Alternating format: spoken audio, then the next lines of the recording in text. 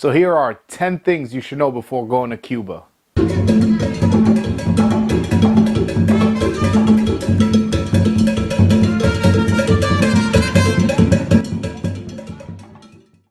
So the first thing you should know when you go to Cuba is this isn't your normal country where you know if you're just going to another country, just book the flight and bring your passport. It doesn't work that way. When you book the flight, I booked it through JetBlue. I got an email. They gave me information on what to bring to get to the airport a lot earlier. There's a separate section where you have to fill out a form.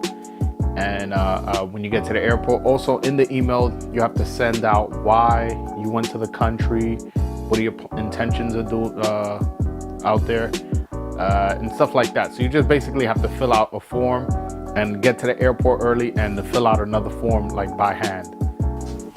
2. So the second thing you should know before going to Cuba is definitely bring as much money as possible. I was out there, I planned my vacation. I was like, all right, I'm gonna spend this much each day.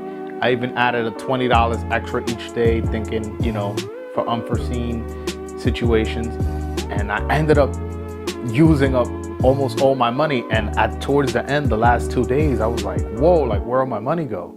So I'm like literally like, all right, this is how much we're gonna eat. Me and my girlfriend, she pulled out all the money she had. I pulled out all the money I had. We're like, all right, this is how much for food. This is how much for this. And we were like very like scraping. Luckily, we were kind enough to have an Airbnb host who lent us the $70. He just said just to pay him back through the Airbnb app, which I did. So it wasn't a big deal. But you know, you might not have somebody as nice, so that could be a problem. So another thing I recommend for people who are coming from America specifically is to change your money into euros, because if you bring dollars, they get taxed every time you exchange 13%. And if you bring euros, you get taxed 3%. So you definitely get more bang for your buck when it comes to exchanging euros for the Cuban convertible peso, or as opposed to dollar for the Cuban convertible peso. So that's definitely something to consider, because you don't want to be stuck out there like I was with no money, counting, seeing like, oh, maybe I can skip breakfast. You want to go on vacation, you want to have your fun, and that definitely wasn't fun. 3. All right, so the third thing you got to know is negotiating cabs. Every cab ride you have to negotiate. It's definitely real important, because almost all the money I spent out there was in cabs. That's what I didn't take into account where I was planning the money.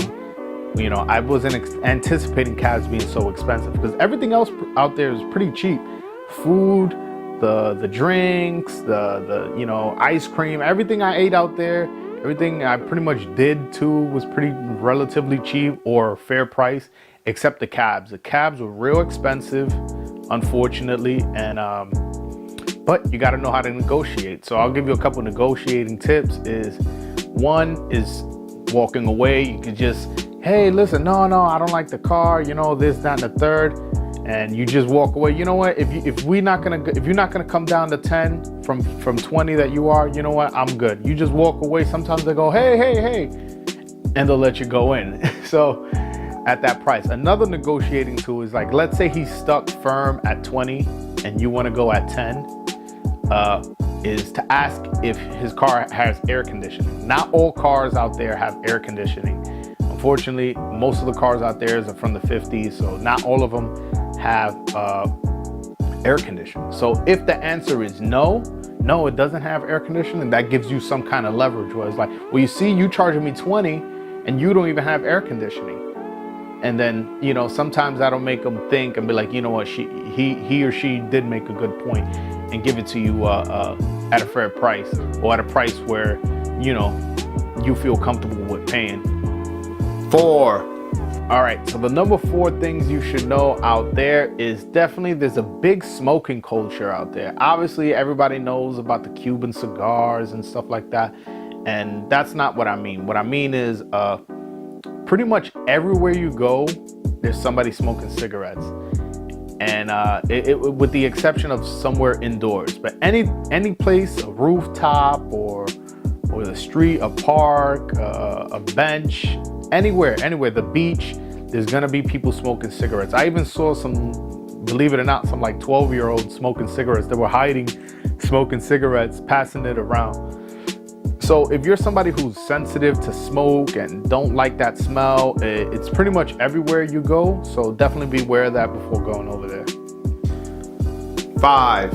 All right, so the 5th thing you should know is that the cigars in Havana are 1, overpriced, and 2, not as good as the other side of the island where I recommend going. The side of the island I recommend going is Viñales. One, you should just go because of the beauty out there.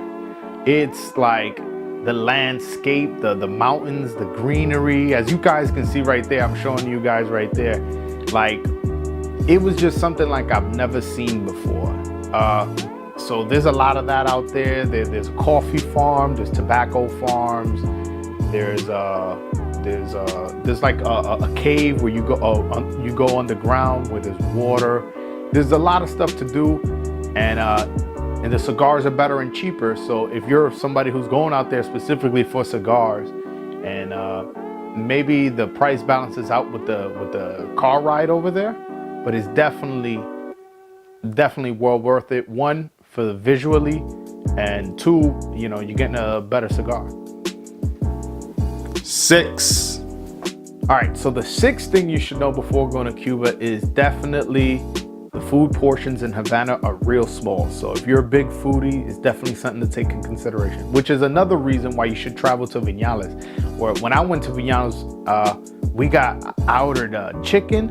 It came with 2 plates of rice, a salad, as you guys can see here, fruits. My girlfriend, she ordered grilled pork, and it came with rice, a big plate of rice and beans, and it was just real big. As opposed to when I ordered spaghetti and clams and shrimp at this spot in Havana, it was so small. And at the same restaurant, my girlfriend got, as you guys can see here, ropa vieja. That's like seasoned cow meat. It was something so small. So it's definitely, and it wasn't just at one restaurant. It was a bunch of restaurants we went to. If you guys see here, there's an ice cream me and my girlfriend shared at a restaurant. We ordered for dessert, and it was real small. Not enough for a person like me. So don't expect you're gonna get American portions out there. The portions of food in Havana are real small. Like I said, in Viñales, they were real big. So definitely something to consider. 7. All right, the 7th thing you should know when going to Cuba is definitely it's a safe country. When I told my father I was going to Cuba, he was like, "Oh, you going to Cuba? Like, no, that's dangerous, that's this, that's that." And at no point whatsoever did I feel I was in danger, or there was something that was gonna happen, or somebody was trying to scam me or set me up. Everything was very safe out there. So if safety is a concern for you, obviously, as long as you don't go to the wrong area and as long as you don't start trouble, I don't see why you should be scared of that. And also, there wasn't a lot of beggars either. There were some, like in every country, there were some beggars that were asking for money. And but again, it wasn't overwhelming.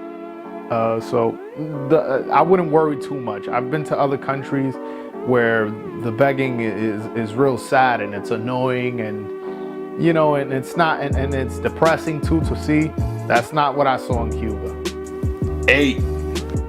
So the 8th thing you guys should know about out there is the importance of a Wi-Fi card. What is a Wi-Fi card, you're asking? A Wi-Fi card is a card that connects you to Wi-Fi.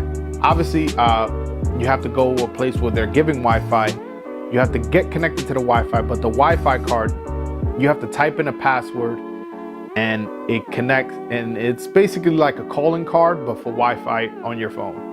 And so we only used the internet when we were at the apartment, where we would type in basically the serial number from the card into the phone, and it was connect us to the internet for a portion of time. They cost about $1 or $2. They're not that expensive, but it's a bit annoying. So what I recommend is probably buying, depending how long you're staying there, buy like 2-3 a day. That way you don't have to keep going to the store. They, I believe, $1 for an hour of internet usage.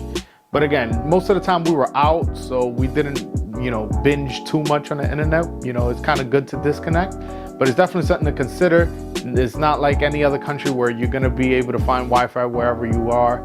You know, if you don't have a Wi-Fi card, you won't have Wi-Fi. 9. So the 9th thing you should know before going to Cuba is get familiar with the Maps.me app. It's an app basically that's like a Google Maps. So in Cuba, again, as I mentioned earlier, the cabs could get real expensive, and sometimes you want to know where exactly is the place.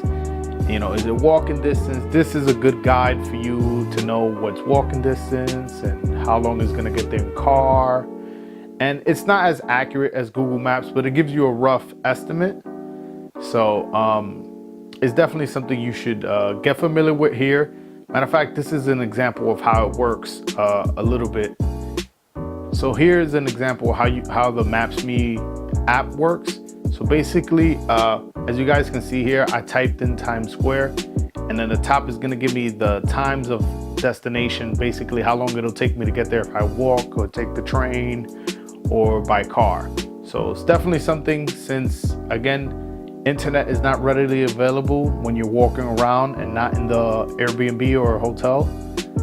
It's definitely something to consider, and something definitely I recommend you getting a feel of it now here in America or in Europe, wherever you're watching this from, and then traveling there, and you already know how it works. 10. So the 10th thing you guys should know before going to Cuba is that definitely just remember you're going into a socialist country, a communist country, and they're proud of it. I've seen signs that said, you know, socialism or death. There's pictures of Che Guevara pretty much everywhere I went. They sell his shirts, you know, in a lot of places. There's writing supporting of Fidel, saying he lives through us. There's a lot of stuff like that all over the country over there.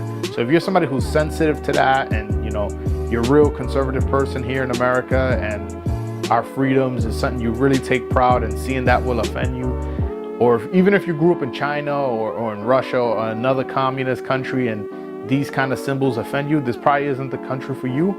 But it's definitely something, you know, to consider when going. But again, a lot of the good outweighs the bad. So hopefully you guys enjoyed the video. I'm gonna leave you all guys off with one more tip, a bonus tip. So check it out. All right, if you're ever in Cuba and you have the option between these two beers, order Cristal. It is 1,000 times better. Bucaneros is good, don't get me wrong, but Cristal is 1,000 times better. Please don't ever make that mistake. Look, it's a beautiful beach there, but Cristal is where it's at. I fucking love this beer. Let's go, ladies! Follow me on Instagram, Broadway Joel. Twitter, Broadway Joel with the number 2. Don't forget to follow.